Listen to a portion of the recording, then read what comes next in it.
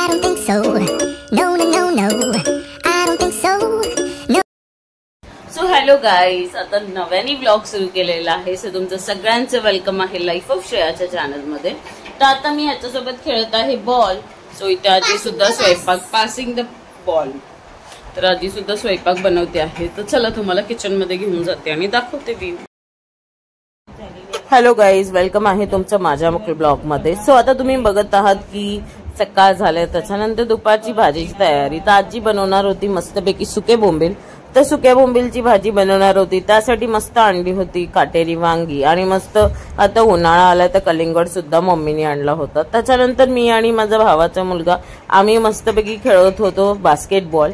तर आम्ही लावली होती मॅच. तर बास्केटबॉल खेळता खेळता म्हणजे थोडंसं त्याच्याही एन्जॉयबलमुळे मी सुद्धा त्याच्यासोबत खेळत होती. त्याच्यानंतर आम्ही मस्तपैकी खेळलो आणि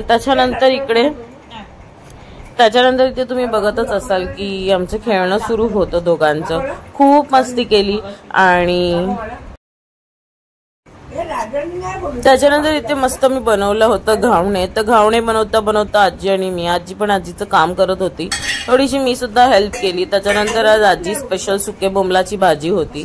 मस्तपैकी घावणे बनवले कारण सासूला हॉस्पिटलमध्ये घावण्याचा टिफिन द्यायचा होता. त्याच्यानंतर इथे बघू शकता छान असे घावणे एकीकडे निघाले आणि एकीकडे मस्तपैकी आपली सुके बोंबलाची आमटी सुद्धा होत होती. तर आज बऱ्याच दिवसांनी ब्लॉग बनवते आहे, तर नक्कीच लाईक करा, शेअर करा आणि सबस्क्राईब करा. तर इकडे मस्तपैकी वांगी अजून शिजली नव्हती. आता शिजल्यानंतर ह्याला मस्तपैकी आपण चिंचेचं पाणी लावायचं आहे.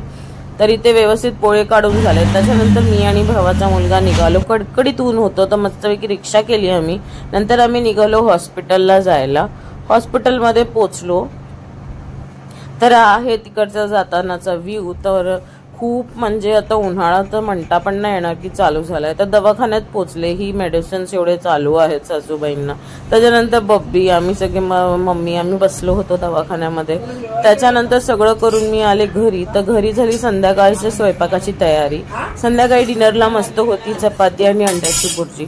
तर मम्मी मस्त चपाती लाटत होती आणि मी भाजले. तर मम्मीला ब्लॉग आवडला असेल तर